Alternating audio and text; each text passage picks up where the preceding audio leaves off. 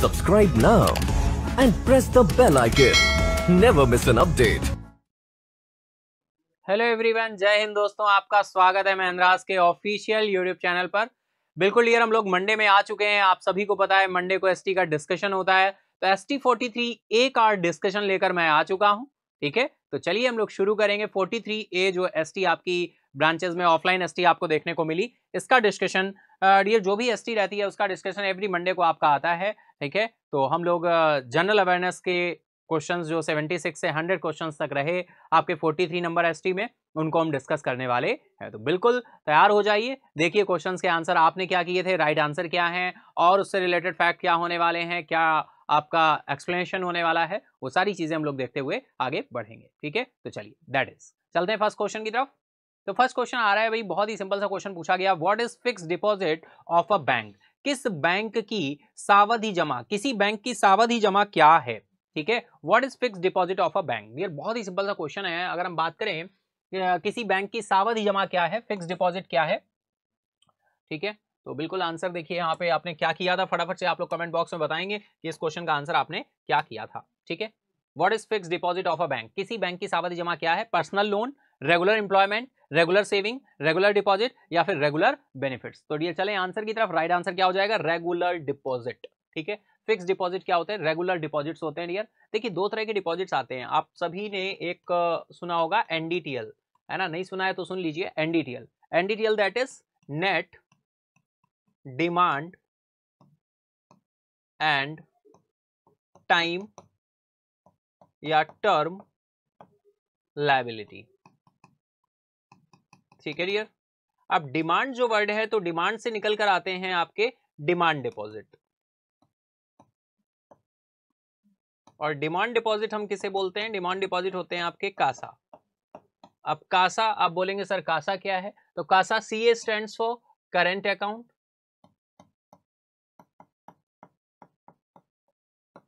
S A stands for saving account.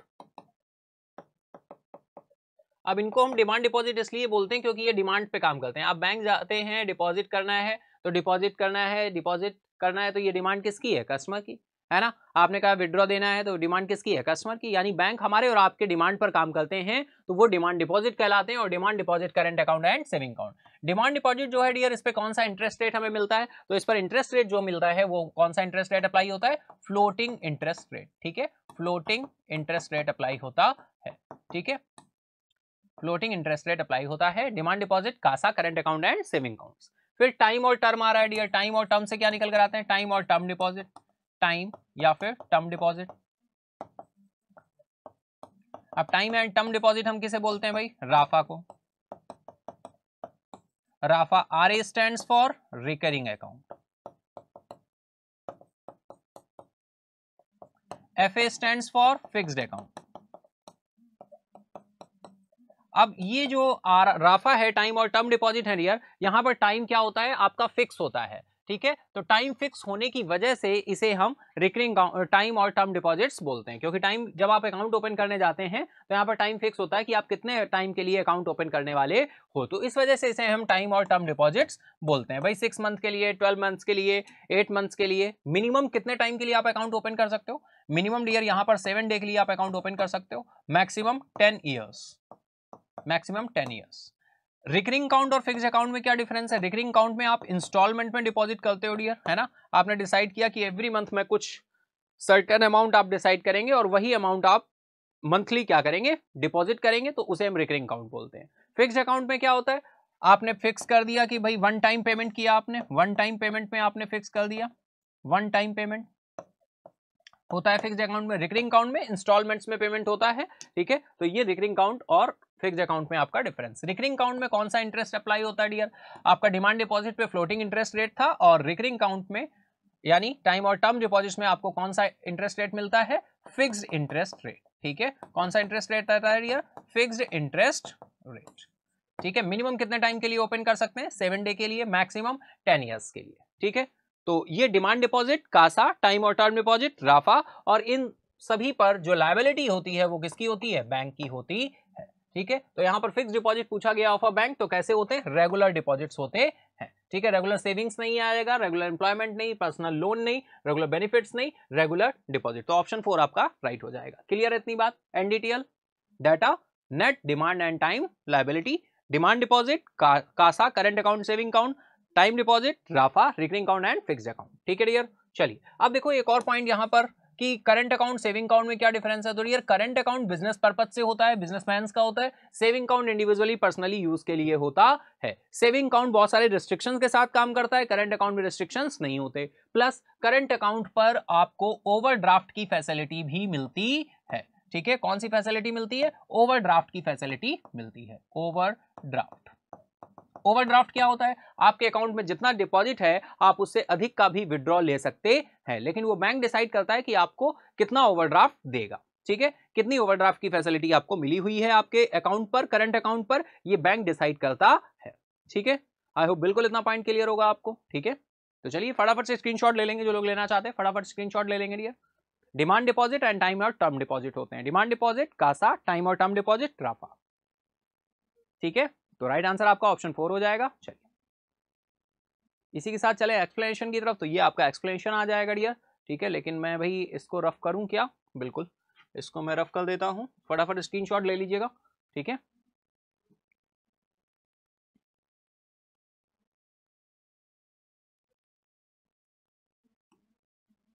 ठीक है। चलिए तो ये एक्सप्लेनेशन आ जाएगा, आप देख सकते हैं। सावधि जमा एक प्रकार की जमा राशि है जिसने एक निश्चित अवधि के लिए धनराशि लॉक की जाती है। हालांकि सावधि जमा की अवधि उस व्यक्ति द्वारा तय की जाती है जो अपना धन निवेश करता है। यह कार्यकाल कुछ दिनों से लेकर कई वर्षों तक का हो सकता है। जैसा मैंने आपको बताया, फिक्स डिपॉजिट में क्या होता है, आप वन टाइम पेमेंट करते हैं और एक टाइम के लिए फिक्स करते हैं। वो टाइम मिनिमम 7 दिन से लेकर मैक्सिमम 10 ईयर तक हो सकता है। ठीक है, चलिए तो ऑप्शन आपका कौन सा? 4 राइट है। ठीक है, चलो चलते हैं नेक्स्ट क्वेश्चन की तरफ। नेक्स्ट क्वेश्चन आ रहा है dear, what is the percentage of India GDP growth in the January to March 2023 quarter. जनवरी से मार्च 2023 तिमाही में भारत की सकल घरेलू उत्पाद वृद्धि का प्रतिशत कितना है? ठीक है, जनवरी से मार्च तक का पूछा गया है डियर। 2023 की बात हो रही है। तिमाही में भारत की सकल घरेलू उत्पाद वृद्धि का प्रतिशत कितना है? डायरेक्टली पूछा गया। इंडिया जीडीपी ग्रोथ रेट पूछी गई है डियर। तो फटाफट आप सभी यहां पर आंसर करेंगे। 6.10%, 6.20, 6.30 या फिर 6.40 या फिर नन ऑफ दीज यहां पर आंसर जाने वाला है। ठीक है, तो चलिए बताइए क्या आंसर किया था आप सभी ने, बताएं क्या आंसर किया था आप सभी ने।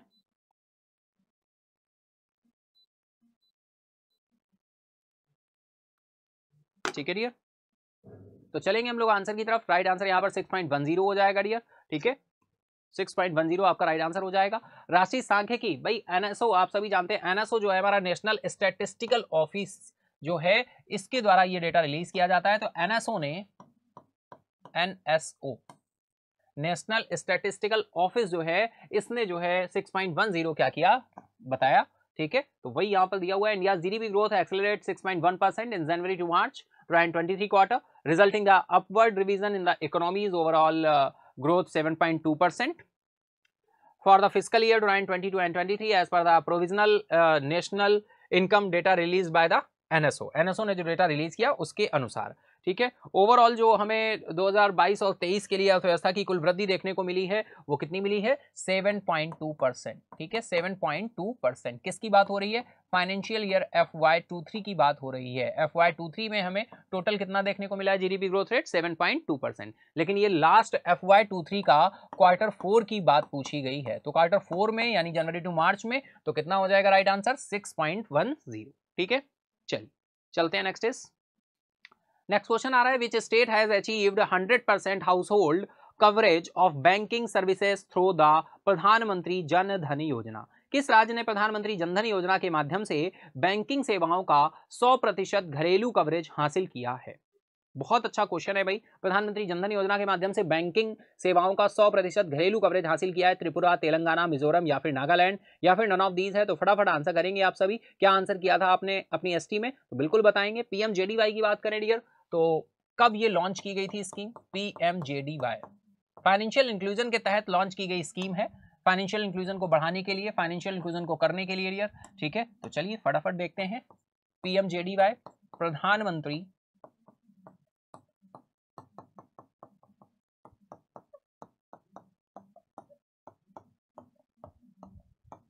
जनधन योजना कब लॉन्च हुई थी डियर? 28 अगस्त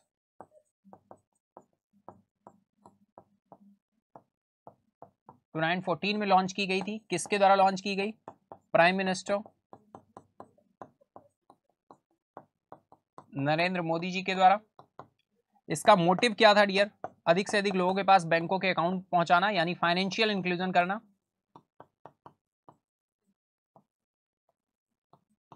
फाइनेंशियल इंक्लूजन यानी वित्तीय समावेशन। ये जो फाइनेंशियल इंक्लूजन है, इससे बेनिफिट क्या होगा डियर? डायरेक्टली बेनिफिट क्या होता है? डायरेक्ट बेनिफिट होता है DBT, direct benefit transfer. Government direct benefit transfer कर पाती है, डायरेक्ट बेनिफिट ट्रांसफर। जैसे बहुत सारी गवर्नमेंट की स्कीम देखिए आप, है ना। प्रधानमंत्री किसान सम्मान निधि योजना का लाभ कैसे दे पाई गवर्नमेंट? कब दे पाई? जब फार्मर्स के पास अकाउंट्स होंगे तभी तो दे पाएंगे, यानी डायरेक्ट बेनिफिट ट्रांसफर। अगर फाइनेंशियल इंक्लूजन की बात करें तो डायरेक्टली इसका बेनिफिट क्या निकल कर आता है? इसका बेनिफिट निकल कर आता है भाई कि हम डायरेक्टली क्या कर पाते हैं? डायरेक्टली गवर्नमेंट क्या कर पाती है? डायरेक्टली फंड्स को एलोकेट कर पाती है, फार्मर्स तक पहुंचा पाई, डायरेक्ट बेनिफिट ट्रांसफर कर पाई, प्रत्यक्ष लाभ अंतरण कर पाई। हिंदी में अगर बात करें तो बोलते हैं प्रत्यक्ष लाभ अंतरण। ठीक है, तो यहां पूछा गया बैंकिंग सेवाओं का 100% घरेलू कवरेज किसने हासिल किया है, कौन सा राज्य है? तो बताइए भाई राइट आंसर क्या है? तो राइट आंसर यहां पर निकल कर आएगा आपका तेलंगाना। ठीक है, तो तेलंगाना आपका राइट आंसर हो जाएगा। 28 अगस्त 2014 को लॉन्च की गई, प्राइम मिनिस्टर नरेंद्र मोदी जी के द्वारा लॉन्च किया गया फाइनेंशियल इंक्लूजन करने के लिए। इसका मेन बेनिफिट क्या निकल कर आता है? ऑब्जेक्टिव क्या था? डायरेक्ट बेनिफिट ट्रांसफर, प्रत्यक्ष लाभ अंतरण पहुंचाना। जैसे गैस की सब्सिडी कहां? डायरेक्ट अकाउंट में। प्रधानमंत्री किसान सम्मान निधि योजना डायरेक्टली बेनिफिट पहुंचता है, जो ईयरली आपका 6000 रुपए फार्मर्स को दिए जाते हैं सेंट्रल गवर्नमेंट के द्वारा। ठीक है, तो डायरेक्ट बेनिफिट ट्रांसफर पॉसिबल होता है, फाइनेंशियल इंक्लूजन होता है, अधिक से अधिक लोग बैंकों की सर्विसेज से कनेक्ट होते हैं। फाइनेंशियल इंक्लूजन क्या कहलाता है? जहां पर अधिक से अधिक लोगों को बैंकों की सर्विसेज से क्या किया जा सके? कनेक्ट किया जा सके। ऐसे रिमोट एरियाज जहां तक बैंकों की कनेक्टिविटी नहीं पहुंची है, वहां तक बैंकों को पहुंचाया जा सके और अदर सभी को कनेक्ट किया जा सके। ठीक है डियर, तो चलिए फटाफट स्क्रीनशॉट ले लीजिएगा अगर आप लेना चाहते हैं फटाफट से। ठीक है, फिर हम एक्सप्लेनेशन देखेंगे इसका। तो चलिए चलते हैं एक्सप्लेनेशन की तरफ।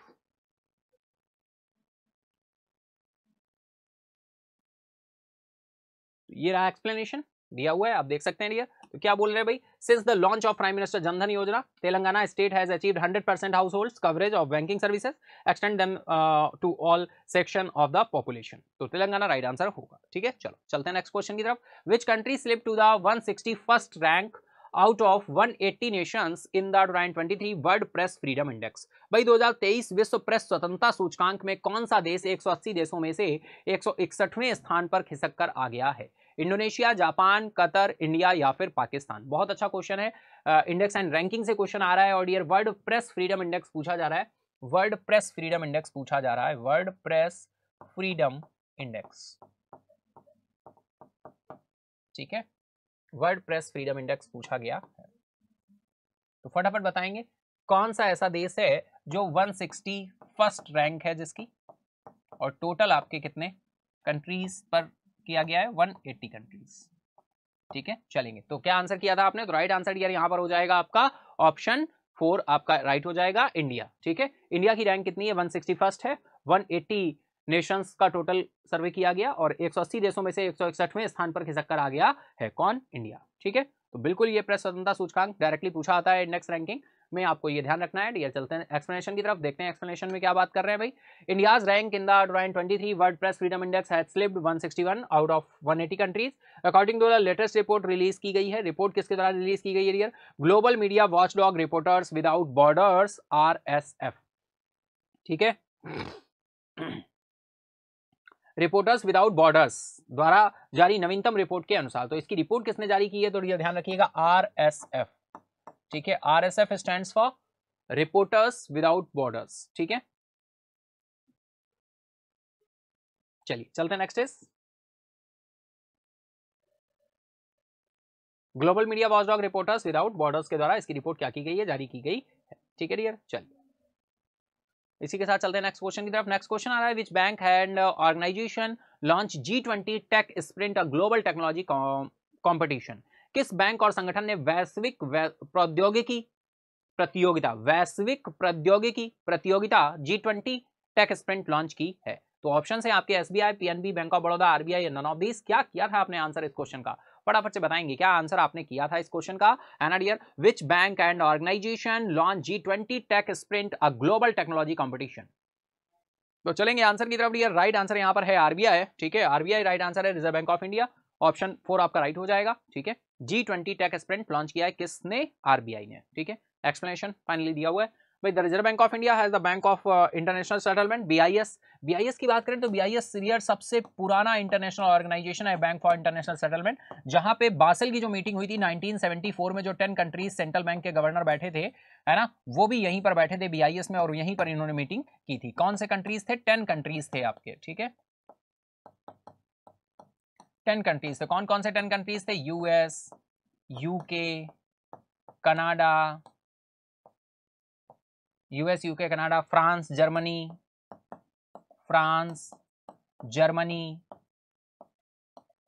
इटली, जापान, स्वीडन, स्विट्जरलैंड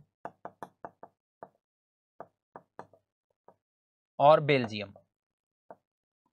ये कंट्रीज के सेंट्रल बैंक के गवर्नर बैठे थे और आपस में इन्होंने मीटिंग की थी। कहां पर? BIS में, बैंक फॉर इंटरनेशनल सेटलमेंट में। तो रिजर्व बैंक ऑफ इंडिया के द्वारा बैंक फॉर इंटरनेशनल सेटलमेंट में ही लॉन्च किया गया है क्या? G20 tech sprint a global technology competition. देखिए, ये जो मैंने एडिशनल फैक्ट बताया, इसका इस बात से लेना देना कोई नहीं है, केवल इतना लेना देना है कि BIS की बात हुई तो मैंने बताया BIS में सबसे पहला इंटरनेशनल फाइनेंशियल ऑर्गेनाइजेशन है, सबसे पुराना इंटरनेशनल फाइनेंशियल ऑर्गेनाइजेशन। कभी भी आपसे पूछा जाता है तो आप बोलेंगे BIS, bank for international settlement.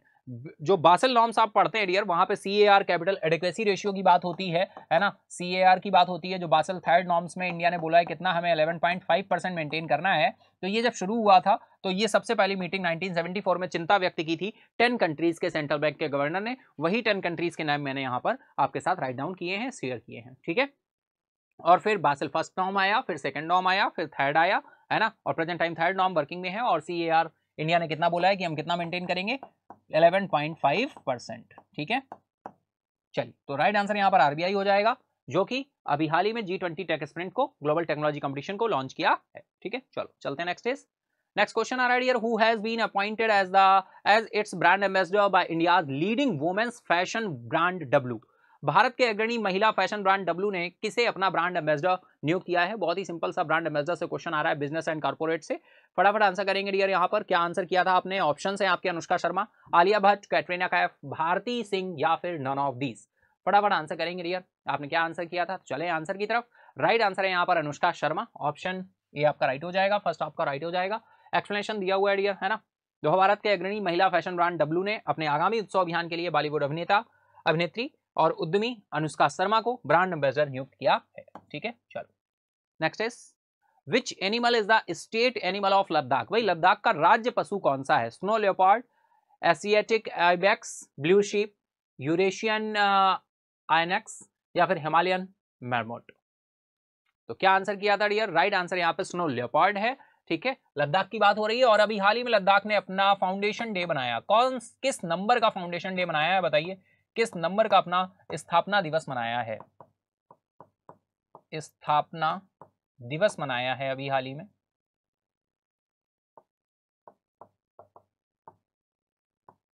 ठीक है। और राष्ट्रपति साहिबा द्रौपदी मुर्मू जी भी गई थी यहाँ पर, है ना। तो किस नंबर का है डियर? 5th नंबर का लद्दाख ने अपना स्थापना दिवस मनाया है अभी हाल ही में, ठीक है। तो स्नो लेपर्ड राज्य पशु कौन सा है? तो स्नो लेपर्ड राज्य पशु है डियर। हिम तेंदुआ लद्दाख केंद्र शासित प्रदेश राज्य पशु, और काली गर्दन वाले क्रेन राज्य पक्षी है, ठीक है। एक और एडिशनल फैक्ट आपको मिल गया, ब्लैक नेक क्रेन, काली गर्दन वाले क्रेन जो हैं वो राज्य पक्षी हैं, और राज्य पशु कौन है? आपका हिम तेंदुआ है, स्नो लेपर्ड है, ठीक है। चलते हैं नेक्स्ट इज।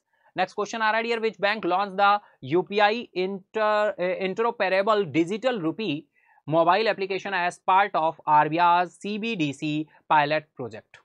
किस बैंक ने RBI के CBDC पायलट प्रोजेक्ट के हिस्से के रूप में UPI इंटरऑपरेबल डिजिटल रुपया मोबाइल एप्लीकेशन लॉन्च किया है? ऑप्शन है आपके State bank of India, SDFC, ICICI bank या फिर कैनरा बैंक या नॉन ऑफ दीज। तो फटाफट चलेंगे आंसर की तरफ डियर। तो राइट आंसर निकल कर आएगा कैनरा बैंक, ऑप्शन 4 आपका क्या हो जाएगा? राइट हो जाएगा डियर, ठीक है। एक्सप्लेनेशन भी दिया हुआ है भाई, कैनरा बैंक ने आरबीआई के सीबीडीसी पायलट प्रोजेक्ट के हिस्से के रूप में यूपीआई इंटरप्रेटेबल डिजिटल रुपया मोबाइल एप्लीकेशन लॉन्च किया है। ऐप उपयोगकर्ताओं को किसी भी व्यापारी के यूपीआई क्यूआर कोड को स्कैन करके डिजिटल मुद्रा से भुगतान करने की अनुमति देता है। तो ऑप्शन 4 आपका राइट हो जाएगा। ठीक है, चलो next is how many directors were appointed by the state bank of India recently. हाल ही में स्टेट बैंक ऑफ इंडिया द्वारा कितने निदेशकों की नियुक्ति की गई है। डायरेक्टली क्वेश्चन पूछा गया डियर, 2, 3, 4, 5 या फिर 6। तो फटाफट बताएंगे।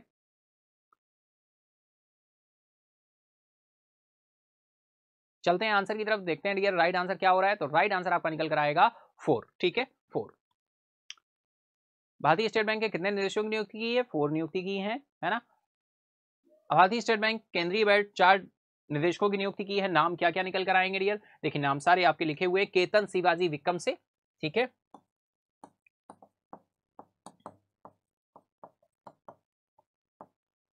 केतन शिवाजी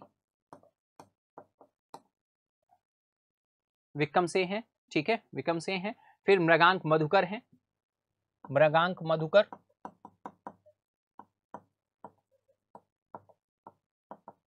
मृगांक मधुकर हैं। फिर आपके अगर हम बात करें तो राजेश कुमार दुबे जी हैं।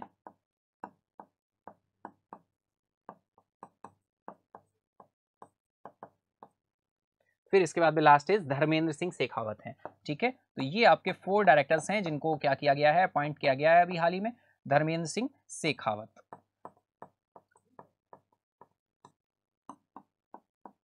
ठीक है, तो ये आरबीआई के द्वारा, एसबीआई के द्वारा, स्टेट बैंक ऑफ इंडिया के द्वारा, एसबीआई के द्वारा। एसबीआई का फॉर्मेशन अगर हम बात करें तो 1 जुलाई 1955। एसबीआई को इससे पहले किस नाम से जाना जाता था, इंपीरियल बैंक ऑफ इंडिया से। ठीक है, और यही imperial bank of India state bank of India में चेंज हुआ जब देश हमारा आजाद हुआ। 1 जुलाई 1955 को राज्यसभा में एक अप्रूवल आया, एक बिल आया और उस बिल पे पास कर दिया गया। और हमारा पब्लिक सेक्टर बैंक है which is the largest public sector bank. Largest public sector bank कौन है, एसबीआई। ठीक है, तो एसबीआई ने अभी हाल ही में कितने निदेशकों को नियुक्त किया है, तो यहां पर आपके अपॉइंट किए गए हैं 4 डायरेक्टर्स। ठीक है, और ये सारे डायरेक्टर्स के नेम है, नेम भी आप ध्यान रखेंगे। ठीक है, चलो चलते हैं नेक्स्ट क्वेश्चन आ रहा है। Recently Thomas Cook India has partnered with which of the following organisation. हाल ही में थॉमस कुक इंडिया ने निम्नलिखित में से किस संगठन के साथ साझेदारी की है। ठीक है, बिल्कुल बहुत अच्छा क्वेश्चन है। National Payment Corporation of India, phone पे, गूगल पे, पेटीएम या फिर नॉन ऑफ दीज। फटाफट आंसर करेंगे। क्या आपने आंसर किया था अपनी एसटी में, जब ये क्वेश्चन एसटी में आपको देखने को मिला था तो आपने इसका आंसर क्या किया था, फटाफट आप बताएंगे। ठीक है, हाल ही में थॉमस कुक इंडिया ने निम्नलिखित में से किस संगठन के साथ साझेदारी की है। तो ये चलेंगे आंसर की तरफ। राइट आंसर यहाँ पर हो जाएगा National Payment Corporation of India, NPCI आपका राइट आंसर हो जाएगा, एनपीसीआई। ठीक है, तो थॉमस कुक इंडिया ने partner with which is of the following organization, तो एनपीसीआई के साथ क्या किया है, कोलैबोरेशन किया है। Thomas Cook India National Payment Corporation of India के साथ साझेदारी की है। तो ये बिल्कुल डायरेक्टली क्वेश्चन आपका पार्टनरशिप से आ रहा है, बिजनेस एंड कॉर्पोरेट से आ रहा है, तो फर्स्ट ऑप्शन आपका राइट हो जाएगा। ठीक है, चलिए नेक्स्ट इज फ्रॉम हुम वॉज प्रधानमंत्री जनधन योजना स्टार्टेड। प्रधानमंत्री जनधन योजना किसके लिए शुरू की गई थी, for farmers, for students, for the poor, for all citizen, for senior citizens. बहुत ही सिंपल सा क्वेश्चन है डियर, आप कनेक्ट कर सकते हो, बता सकते हो भाई फार्मर्स के लिए थी, स्टूडेंट के लिए, पुअर के लिए, ऑल सिटीजन्स के लिए। क्या आंसर वैसे आपने किया था अपनी एसटी में, तो बिल्कुल बताएंगे। तो ये राइट आंसर अगर देखें तो राइट आंसर हो जाएगा फॉर द पुअर। ठीक है, बिल्कुल जैसा अभी हम आपके साथ डिस्कस कर चुके हैं, पीएमजेडीवाई 28 अगस्त 2014 को लॉन्च की गई थी, 28 अगस्त 2014। इसका क्या मोटिव था वो भी हमने आपके साथ डिस्कस किया, फाइनेंशियल इंक्लूजन, है ना। तो चलिए चलते हैं नेक्स्ट क्वेश्चन आ रहा है, क्रेडिट स्कोर क्या कहलाता है, what is credit score called. Bank account number, personal property, loan account number, personal financial history या फिर बैंक ब्रांच। बहुत ही सिंपल सा क्वेश्चन है डियर, क्रेडिट हिस्ट्री क्या होती है, पर्सनल फाइनेंशियल हिस्ट्री होती है, पर्सनल फाइनेंशियल हिस्ट्री होती है आपकी। ठीक है, क्रेडिट स्कोर जिससे पता चलता है आपने अभी तक इससे पहले कितने बार लोन लिया है, लोन लिया तो टाइम से दिया या नहीं दिया, वो सारी क्रेडिट हिस्ट्री आपको पता चलती है, जिसे हम सिविल स्कोर के नाम से भी जानते हैं। ठीक है डियर, तो credit score is also known as credit rating scores in India. In India there are 4 credit information companies licensed by Reserve Bank of India. License दिया है आरबीआई ने कितनी क्रेडिट रेटिंग एजेंसीज को इंडिया में, 4। ठीक है, 4 credit rating agencies हैं आपकी। लाइसेंस प्राप्त 4 क्रेडिट सूचना कंपनियां हैं। ये क्रेडिट ये कौन कौन सी हैं भाई, तो चलिए देख लेते हैं एक एक करके ये कौन कौन सी हैं। तो सबसे पहले आपकी निकल कर आ रही है credit information bureau, credit information bureau, CIB, credit information bureau. ठीक है, पहली हो गई क्रेडिट इंफॉर्मेशन ब्यूरो।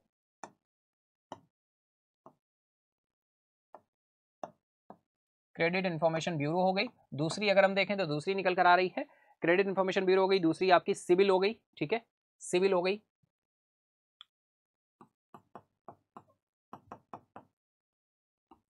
ठीक है, तीसरी आपकी हो जाती है एक्सपीरियन, ठीक है, एक्सपीरियन,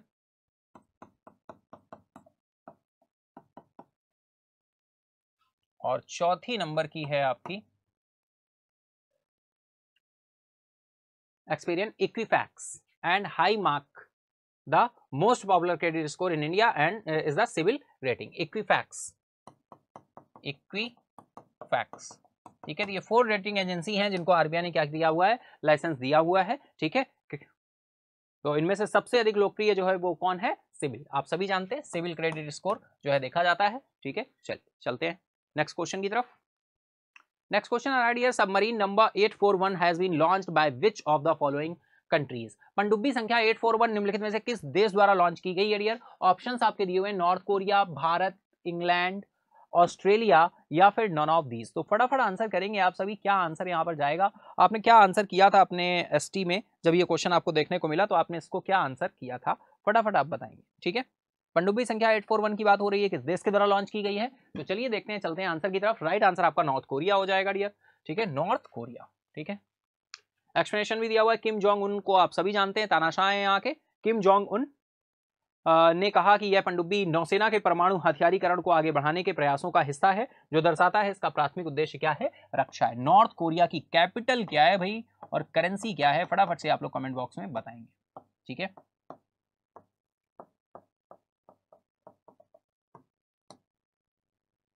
चलिए चलते हैं नेक्स्ट क्वेश्चन आ रहा है, which country is the winning team of the NSCCAW Nescawa women's volleyball challenge cup 2023 held in Nepal. Nepal में आयोजित नेस्कावा महिला वॉलीबॉल चैंपियन कप 2023 की विजेता टीम किस देश की है, ठीक है। NSCCAW नेस्कावा बोल देते हैं, तो डियर किस देश की है, फ्रांस है, इजराइल है, केन्या है, इंडिया है या फिर नन ऑफ दीज। फटाफट आंसर करेंगे, क्या आंसर किया था आपने अपनी एसटी में। तो चलिए आंसर की तरफ डियर। राइट आंसर आपका यहाँ पर क्या हो जाएगा, इंडिया, ठीक है। राइट आंसर आपका इंडिया हो जाएगा। India has won the title of NSC CAVA women's volleyball challenge cup held in Kathmandu. कहाँ पे हेल्ड हुआ था भाई, ध्यान रखना है, बिल्कुल नेपाल की राजधानी काठमांडू में ये खेला गया था। नेपाल की राजधानी काठमांडू में खेला गया था, काठमांडू में आयोजित हुआ था, ठीक है, काठमांडू में आयोजित हुआ था। India won the title defeating Kazakhstan. India win किया था, और इंडिया ने किसको हराया था, कजाकिस्तान को डिफीट किया था, कजाकिस्तान। तो डिफीट किसे किया है, ये भी कंट्री आप ध्यान रखेंगे डियर, कजाकिस्तान को डिफीट किया, ठीक है, डिफीटेड बाय कजाकिस्तान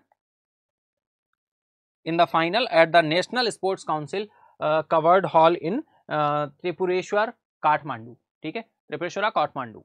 तो यहां पर ये खेला गया था, ठीक है, बिल्कुल आए हो, बिल्कुल आपको क्लियर होगा। त्रिपुरेश्वर में राष्ट्रीय खेल परिषद के कवर्ड हॉल में फाइनल में कजाकिस्तान को हराकर भारत ने ये खिताब जीता था। तो राइट आंसर आपका ऑप्शन 4 हो जाएगा, इंडिया, ठीक है। चलो चलते हैं नेक्स्ट क्वेश्चन आ रहा है dear, what is the name of Yes Bank's new mobile banking application.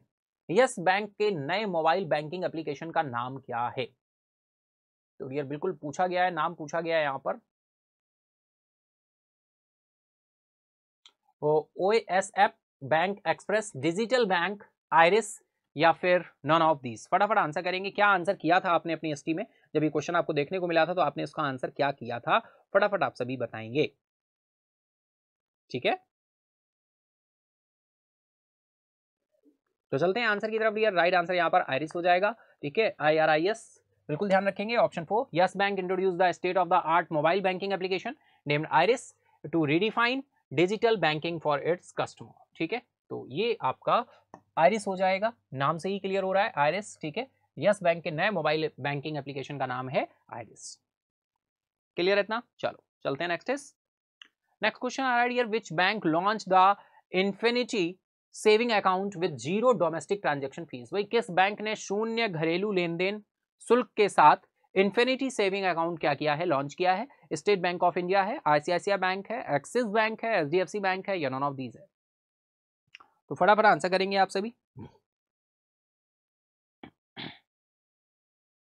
किस बैंक ने शून्य घरेलू लेन देन शुल्क के साथ इन्फिनिटी सेविंग अकाउंट लॉन्च किया है। डायरेक्टली आंसर करेंगे फटाफट से, ठीक है डियर। आपने अपनी एसटी में क्या आंसर किया था, तो राइट आंसर यहाँ पर हो जाएगा एक्सिस बैंक। ऑप्शन थर्ड आपका राइट हो जाएगा, एक्सिस बैंक, ठीक है। इन्फिनिटी सेविंग अकाउंट लॉन्च किया किसने, एक्सिस बैंक ने। देख लेते हैं एक्सप्लेनेशन में क्या दिया हुआ है। भाई एक्सिस बैंक ने शून्य घरेलू लेनदेन शुल्क के साथ इन्फिनिटी सेविंग अकाउंट लॉन्च किया। यह खाता घरेलू लेनदेन शुल्क, न्यूनतम शेष आवश्यकता आदि को समाप्त करता है। इसे डिजिटल रूप से समझदार ग्राहकों की जरूरतों को पूरा करने के लिए डिजाइन किया गया है, जो सदस्य आधारित सेवाओं के शौकीन उपयोगकर्ता हैं। तो एक्सिस बैंक आपको ध्यान रखना है डियर, इन्फिनिटी सेविंग अकाउंट ध्यान रखना है। डायरेक्टली इस तरह के क्वेश्चन आपको देखने को मिलते हैं, ठीक है। चलिए चलते हैं इसी के साथ ही नेक्स्ट क्वेश्चन की तरफ। नेक्स्ट क्वेश्चन आ रहा है dear, which bank has been authorized by RBI to be official pension disbursement bank in collaboration with the Central Pension Accounting Office CPAO। RBI ने किस बैंक को केंद्रीय पेंशन लेखा कार्यालय के सहयोग से आधिकारिक पेंशन संवितरण बैंक बनने के लिए अधिकृत किया है? तो कौन सा बैंक है? स्टेट बैंक ऑफ इंडिया है, ICICI बैंक है, बंधन बैंक है, HDFC बैंक है, या नन ऑफ दीज है? तो फटाफट आंसर करेंगे भाई। आरबीआई ने किस बैंक को केंद्रीय पेंशन लेखा कार्यालय के सहयोग से आधिकारिक पेंशन संवितरण बैंक बनने के लिए अधिकृत किया है? बहुत अच्छा क्वेश्चन है। आपने अपनी एसटी में क्या आंसर किया था फटाफट बताएंगे। और बिल्कुल जो लोग ऑफलाइन एसटी दे रहे हैं ब्रांच में, बहुत अच्छी बात है। और अगर नहीं दे रहे हैं भाई तो देना शुरू कर दें फटाफट से। एसटी का डिस्कशन आपका जो होता है मंडे को, एवरी मंडे आपका आता है ऑफलाइन एसटी जो आप अपनी ब्रांचेस में देते हैं, तो बिल्कुल कनेक्ट हुआ करें मंडे को, है ना। और जो लोग एसटी का डिस्कशन देखते हैं वो अपने फ्रेंड के साथ भी शेयर किया करें कि वो भी डिस्कशन देख सकें और एक्सप्लेनेशन को समझ सकें कि क्वेश्चन किस तरह से रहे, क्या आंसर रहेंगे और किस तरह से हम क्वेश्चन को कनेक्ट करते हैं। ये सारी चीज़ें आपको देखने समझने को मिलती हैं, ठीक है। तो चलिए डियर, राइट आंसर यहाँ पर है बंधन बैंक। ऑप्शन थर्ड आपका राइट हो जाएगा, ठीक है। बंधन बैंक यहाँ पर होगा। केंद्रीय पेंशन लेखा कार्यालय के सहयोग से आधिकारिक संवितरण बैंक बनने के लिए अधिकृत किसको किया है? बंधन बैंक को किया है, ठीक है। आपको देखिए CAPO का CPAO का फुल फॉर्म ध्यान रखना है डियर। डायरेक्टली इस तरह के जो भी एब्रीवेशंस कहीं ना कहीं एग्जाम में रहे होते हैं, न्यूज में रहे होते हैं, डायरेक्टली हमारे एग्जाम का पार्ट बन जाते हैं। तो central pension accounting office, central pension accounting office, ठीक है। तो Bandhan bank has been authorised by RBI to the official pension disbursement. Right answer Bandhan bank, ठीक है। As a private sector bank है, इंडियन प्राइवेट सेक्टर बैंक।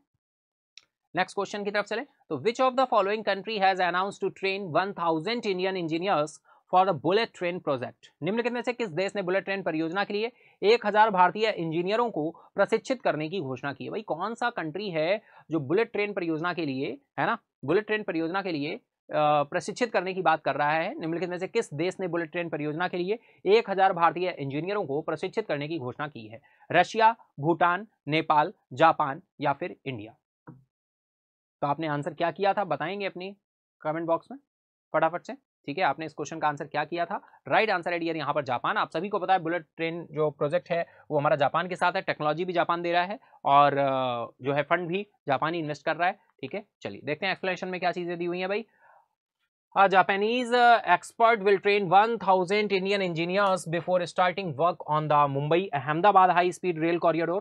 सबसे पहले जो dear rail corridor पे काम शुरू हो रहा है वो कौन सा है? Mumbai Ahmedabad high speed rail corridor है, ठीक है। मुंबई अहमदाबाद, बिल्कुल ध्यान रखना है। डायरेक्टली ये पॉइंट भी पूछा जा सकता है एग्जाम्स में या क्वेश्चंस के बिहाफ पे, बहुत इंपॉर्टेंट रहेगा। मुंबई अहमदाबाद, ठीक है।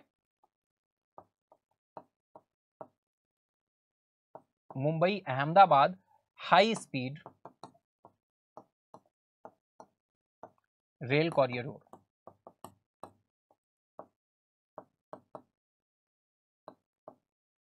ठीक है। Mumbai Ahmedabad high speed rail corridor.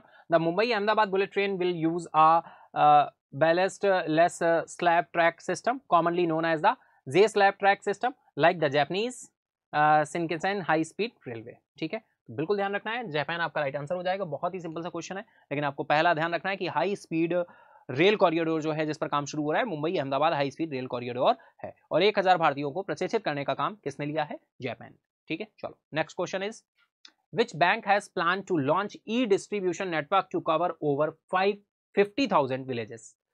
भाई किस बैंक ने 50,000 से अधिक गांवों को कवर करने के लिए ई वितरण नेटवर्क प्रणाली शुरू करने की योजना बनाई है? RBI, bank of Baroda, HDFC, SBI या फिर पीएनबी। ठीक है, ऑप्शंस आपके दिए हुए हैं भाई।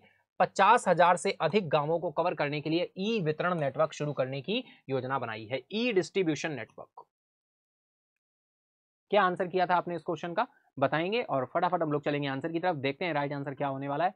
तो राइट आंसर डियर यहां पर निकल कर आ रहा है HDFC, housing development financial corporation. ठीक है, एचडीएफसी हो जाएगा as a private sector bank. BOB bank of Baroda है, PNB Punjab national bank, SBI state bank of India, आप सभी जानते हैं। राइट आंसर एचडीएफसी होगा। 50,000 से अधिक गांवों को कवर करने के लिए ई डिस्ट्रीब्यूशन नेटवर्क शुरू करने की योजना जो बनाई है वो किसने बनाई है? एचडीएफसी ने।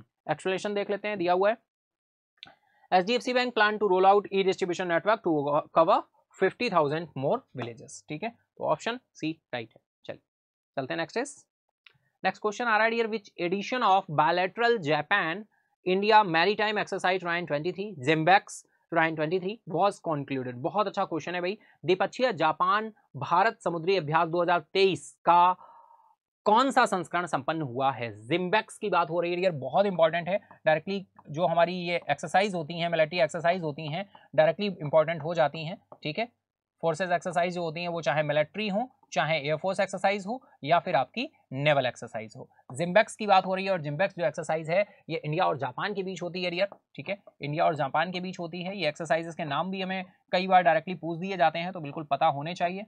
ठीक है, इंडिया एंड जापान। जापान की बात करें, राजधानी आपकी टोक्यो हो जाएगी, है ना। तो भारत के साथ अभी हाल ही में द्विपक्षीय जापान भारत समुद्री अभ्यास का कौन सा संस्करण डियर हुआ है? 7th है, 5th है, 8th है, 9th है या फिर 10th है? फटाफट आप सभी आंसर करेंगे, बताएंगे। द्विपक्षीय जापान भारत समुद्री अभ्यास 2023 का कौन सा संस्करण संपन्न हुआ है? फटाफट से आंसर करेंगे आप सभी। आपने अपनी एसटी में क्या आंसर किया था यहाँ पर बताएंगे बिल्कुल। 7th है, 5th है, 8th है, 9th है या फिर 10th है? बहुत ही रिलेवेंट रहेगा क्वेश्चन, है ना डियर। तो चलिए चलते हैं आंसर की तरफ, देखते हैं राइट आंसर क्या है। तो राइट आंसर आपका है 7th। ये कौन सा एडिशन था आपका? 7th एडिशन था। ठीक है, 7th एडिशन आपका था। देख लेते हैं एक्सप्लेनेशन में कुछ एडिशनल पॉइंट दिए हैं। तो the 7th edition of the bilateral Japan India maritime exercise JIMEX concluded Visakhapatnam में डियर, ये देखने को मिली है हमें। कहां पर देखने को मिली है? विशाखापत्तनम में।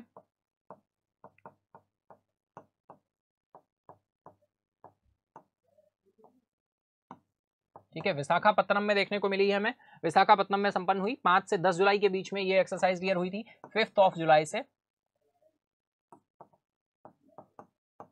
10th ऑफ जुलाई तक ये एक्सरसाइज हमें देखने को मिली है। The exercise mark the 11th anniversary of JIMEX. ठीक है, एनिवर्सरी कौन सी थी डियर? एनिवर्सरी, एक मिनट, स्थापना के बाद जिम्बेक्स की 11वीं वर्षगांठ का प्रतीक है। जिम्बेक्स जो शुरू हुई थी डियर, ये कौन सी एनिवर्सरी है? 11th एनिवर्सरी है, 11th एनिवर्सरी है।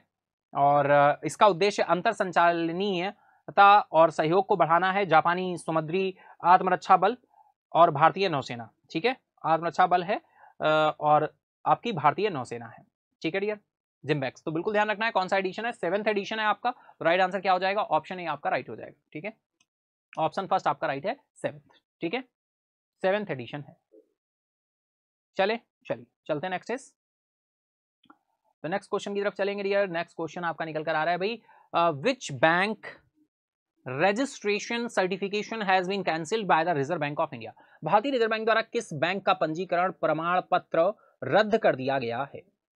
किस बैंक का पंजीकरण प्रमाण पत्र रद्द कर दिया गया है? बहुत अच्छा क्वेश्चन है dear. United India Corporation Bank Limited, Saraswat cooperative bank है, कॉस्मोस कोऑपरेटिव बैंक है, टीजीएसबी कोऑपरेटिव बैंक है या फिर नॉन ऑफ दीज है? फटाफट आंसर करेंगे आप सभी।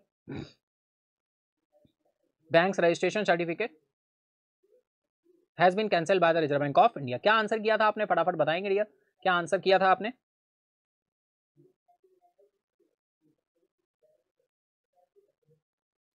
तो चलेंगे डियर आंसर की तरफ, देखते हैं राइट आंसर क्या है। राइट आंसर है United India cooperative bank limited, option first आपका राइट हो जाएगा। ठीक है, एक्सप्लेनेशन में देखते हैं। भारतीय रिजर्व बैंक ने अपर्याप्त पूंजी के कारण उत्तर प्रदेश के बिजनौर स्थित United India cooperative bank limited का पंजीकरण प्रमाण पत्र क्या कर दिया है? रद्द कर दिया है। अपर्याप्त पूंजी के लिए डियर, इनसफिशिएंट कैपिटल, है ना, insufficient capital, due to insufficient capital. बिल्कुल ये पॉइंट भी आपको ध्यान रखना होगा, ड्यू टू इनसफिशिएंट कैपिटल।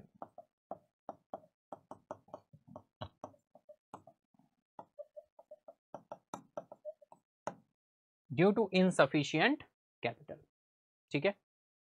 और ये यूपी के बिजनौर स्थित, भाई कहां पर है अगर हम बात करें तो उत्तर प्रदेश के बिजनौर में स्थित है United India cooperative bank limited, ठीक है। यूपी के बिजनौर से बिलोंग करता है।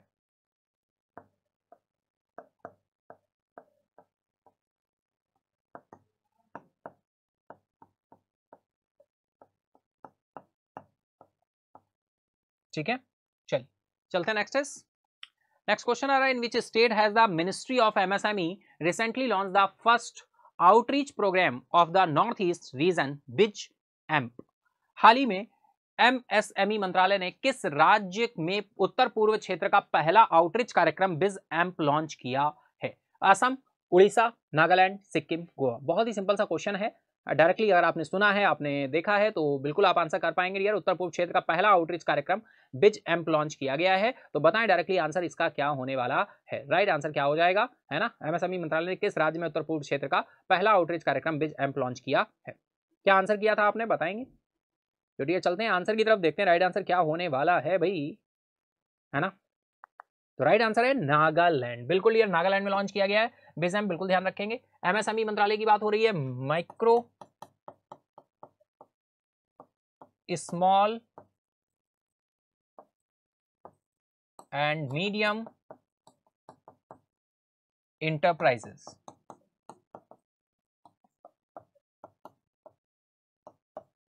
Micro, small and medium enterprises. The Ministry of MSME recently launched the first outreach program of the Northeast region BizAmp in Nagaland. Northeast region में, North East region में ये launch किया गया है BizAmp।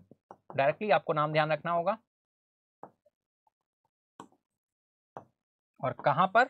नागालैंड, ठीक है। नागालैंड की राजधानी की बात करें यार, आप सभी जानते हैं कोहिमा, और कोहिमा और भी कुछ वजह से न्यूज में है। क्यों? कोहिमा में भी हाल ही में अप्रॉक्स 2 मंथ्स हुए हैं, नया सब ऑफिस, न्यूली सब ऑफिस ओपन हुआ है आरबीआई का। न्यूली सब ऑफिस ओपन किया है किसने? आरबीआई ने। कहां पर? कोहिमा में, नागालैंड की राजधानी कोहिमा में, ठीक है। तो सब ऑफिसेस की टोटल संख्या आप कितनी हो गई है? 13 हो गई है। ये 12वें नंबर का सब ऑफिस ओपन हुआ था। 13 नंबर का जो सब ऑफिस ओपन हुआ वो अरुणाचल प्रदेश की राजधानी ईटानगर में ओपन हुआ है। ये अभी 20 से 25 डेज हुए हैं इसको ओपन हुए, ठीक है। ये न्यूज भी अगर आप डेली करंट अफेयर्स में आ रहे होंगे तो कहीं ना कहीं आपको जरूर सुनने को मिली होगी, जरूर आपने ये न्यूज सुनी होगी, ठीक है। और डियर बिल्कुल, अगर आप मॉर्निंग करंट अफेयर सेशन में नहीं आ रहे हैं तो बिल्कुल आना शुरू करिए। मॉर्निंग 7 बजे सेशन होता है डेली आपका, ठीक है। तो कनेक्ट हुआ करिए और देखिए, वहां से करंट अफेयर की न्यूज को कनेक्ट करते हुए चलिए। कॉपी बना लीजिए, एक डायरी बना लीजिए अपनी, करंट अफेयर की डेली जो सेशन में डिस्कशन होता है उससे नोट्स बनाते चलिए, वो बहुत ही आपके लिए हेल्पफुल रहेंगे एग्जाम के लिए, एसटी के लिए और आपके इंप्रूवमेंट के लिए, ठीक है। तो चलिए चलते हैं नेक्स्ट। राइट आंसर यहाँ पर नागालैंड है, ठीक है। चलो चलते हैं नेक्स्ट क्वेश्चन की तरफ। नेक्स्ट क्वेश्चन आ रहा है dear, what is the primary purpose of the selective catalytic reactor catalyst developed by Bharat heavy electricals limited? भेल की बात हो रही है, भारत हैवी इलेक्ट्रिकल्स लिमिटेड द्वारा विकसित सेलेक्टिव कैटालिटिक रिएक्टर SCR उत्प्रेरक का प्राथमिक उद्देश्य क्या है? ठीक है, तो बिल्कुल फटाफट क्या आंसर किया था आपने इसका क्वेश्चन का, बताएंगे फटाफट से। Generate electricity from renewable sources, sorry. इसके बाद में है आपका reducing carbon dioxide emission from vehicles, या enhancing water purification in industrial process, या फिर reducing nitrogen oxide emissions from thermal power plants, या फिर improving indoor air quality in residential areas. तो डियर आपने क्या आंसर किया था? राइट आंसर यहां पर निकल कर आएगा आपका ऑप्शन 4 राइट हो जाएगा, reducing nitrogen oxide emission from thermal power plants. Option 4 आपका क्या हो जाएगा? राइट हो जाएगा यहां पर, ठीक है। Reducing nitrogen oxide emission from thermal power plants, ठीक है। चलिए तो डियर बिल्कुल एक्सप्लेनेशन फाइनली यहां पे दिया हुआ है, देख लेते हैं। The primary objective of the selective catalytic reactor catalyst developed by Bharat Heavy Electricals Limited is to reduce nitrogen oxide emission from thermal power plant, ठीक है। तो भारत हैवी इलेक्ट्रिकल्स लिमिटेड द्वारा विकसित सेलेक्टिव कैटालिटिक रिएक्टर उत्प्रेरक का प्राथमिक उद्देश्य thermal power प्लांटों से नाइट्रोजन ऑक्साइड का उत्सर्जन कम करना है, इमिशन कम करना है। तो राइट आंसर आपका क्या है? ऑप्शन 4 आपका राइट है, ठीक है। इसी के साथ चलते हैं नेक्स्ट क्वेश्चन की तरफ। नेक्स्ट क्वेश्चन है आपका, how did the cabinet committee on security contribution to the acquisition of the fleet support ships by the Indian navy. सुरक्षा पर कैबिनेट समिति ने भारतीय नौसेना द्वारा फ्लीट सपोर्ट जहाजों के अधिग्रहण में कैसे योगदान दिया। ऑप्शंस आपके दिए हुए, it allocates funds for the development of naval basis, या फिर it facilitate technology transfer from foreign ship builders, है ना, या फिर है it's granted approval for the purchase for foreign built naval vessels, या फिर it approval the acquisition of the fleet support ship during its meeting, या फिर it recommended the establishment of joint military exercises with neighbouring countries, है ना। तो neighbouring countries के साथ joint military exercise के लिए है, या फिर सुरक्षा पर कैबिनेट समिति ने भारतीय नौसेना के फ्लीट सपोर्ट जहाजों के अधिग्रहण में कैसे योगदान दिया है। फटाफट आपने आंसर क्या किया था इस क्वेश्चन का, देखते हैं हम लोग। राइट आंसर यहां पर निकल कर आया option 4, it approved the acquisition of the fleet support ship during its meeting. ठीक है, तो अप्रूव किया गया है acquisition of the fleet support ship during its meeting. Option 4 आपका यहां पर क्या हो जाएगा, राइट हो जाएगा। ठीक है, एक्सप्लेनेशन चलिए देख लेते हैं क्या बोल रहे हैं भाई। इसने अपनी बैठक के दौरान फ्लीट सपोर्ट जहाजों के अधिग्रहण को मंजूरी दे दी है। सुरक्षा पर कैबिनेट समिति की भूमिका जहाजों के अधिग्रहण के लिए आधिकारिक मंजूरी प्रदान करने की थी, जो स्वदेशी विनिर्माण के माध्यम से भारतीय नौसेना की क्षमताओं को बढ़ाने के लिए एक महत्वपूर्ण संकेत है, जिससे भारतीय नौसेना अपनी क्षमताओं को क्या कर सके, बढ़ा सके, इंक्रीज कर सके। तो ऑप्शन 4 आपका यहाँ पर क्या है, राइट है डियर। ठीक है, ऑप्शन 4 आपका राइट है। एक्सप्लेनेशन भी फाइनली आपने देखा, तो बिल्कुल आप स्क्रीनशॉट ले सकते हैं अगर लेना चाहते हैं। ठीक है डियर, चलिए इसी के साथ चलते हैं नेक्स्ट क्वेश्चन। बहुत ही सिंपल सा सीधा सा क्वेश्चन आ रहा है, which of the following country has won the FIFA women's world cup 2023। भाई निम्नलिखित में से किस देश ने फीफा महिला विश्व कप 2023 जीता है। इजिप्ट है, स्पेन है, इंग्लैंड है, या फिर ऑस्ट्रेलिया है, या फिर नन ऑफ दीज है। फटाफट आंसर करेंगे आप सभी। क्या आंसर आपने किया था अपने एसटी में, है ना, तो बिल्कुल आप बताएंगे क्या आंसर किया था आपने। ठीक है, तो चलते हैं आंसर की तरफ, देखते हैं राइट आंसर आपने क्या किया होगा। क्या किया था, स्पेन डियर यहाँ पर राइट आंसर हो जाएगा। स्पेन की राजधानी की बात करें तो मैड्रिड आपकी यहाँ पर राजधानी होती है। स्पेन की कैपिटल क्या है, मैड्रिड। ठीक है,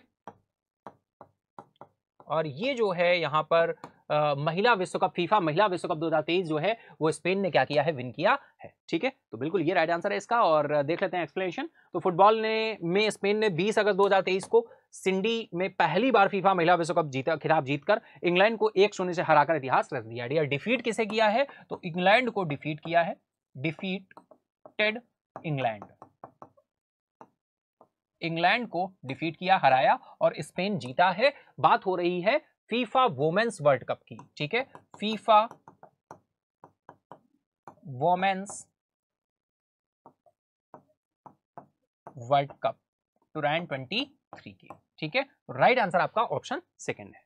आई होप बिल्कुल इतना पॉइंट क्लियर होगा। तो डियर ये था हमारा डिस्कशन। टोटल ओवरऑल 100 क्वेश्चन हमने आपके साथ डिस्कस किए, जो कि हमारे एसटी का पार्ट रहे थे। एसटी 43 है, तो बिल्कुल मंडे को जुड़ना ना भूला करें हमारे साथ। तो चलिए चलते हैं इसी के साथ ही। तो बिल्कुल आई होप आप सभी ने बहुत अच्छी तरह से अगर सेशन को एंजॉय किया है तो बिल्कुल लाइक करें, अपने दोस्तों के साथ, फ्रेंड के साथ भी शेयर करें, जिससे वो भी ये एक्सप्लेनेशन और डिस्कशन देख सकें, समझ सकें। और अगर अभी तक नहीं किया है सब्सक्राइब, तो सब्सक्राइब कर ले महेंद्राज ऑफिशियल को। मॉर्निंग 7 बजे करंट अफेयर की क्लास में आना ना भूलें, वहां से बिल्कुल आएं और वहां से नोट्स वगैरह बनाना शुरू करें डियर। जैसे ही आप नोट्स वगैरह बनाना शुरू करेंगे, आप एसटी में मार्क्स आपके इंक्रीज होंगे और आप अच्छा स्कोर कर पाएंगे। और जब आप अच्छा स्कोर करेंगे तो आप मेन एग्जाम में भी अच्छा परफॉर्म करेंगे। ठीक है, तो चलिए हम लोग मिलते हैं नेक्स्ट डिस्कशन में नेक्स्ट मंडे, लेकिन मॉर्निंग करंट अफेयर 7 AM मिलेंगे डेली। ठीक है, चलिए thank you everyone, good bye, take care, have a nice day.